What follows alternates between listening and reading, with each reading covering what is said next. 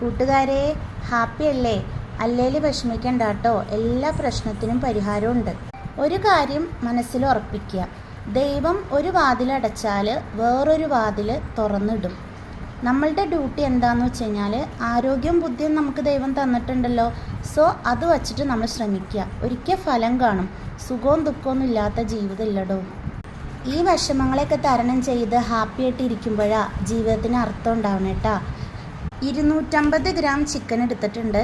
1 spoon മുളക് പൊടി, 1 spoon കുരുമുളക് ചതച്ചത്, 1/4 ടീസ്പൂൺ മഞ്ഞൾപ്പൊടി, 1/2 സ്പൂൺ മസാലപ്പൊടി, 1/2 സ്പൂൺ ഉപ്പ്, പിന്നെ 1 സ്പൂൺ വെളുത്തുള്ളി ഇഞ്ചി പേസ്റ്റ്. കണ്ടോ എല്ലാതും?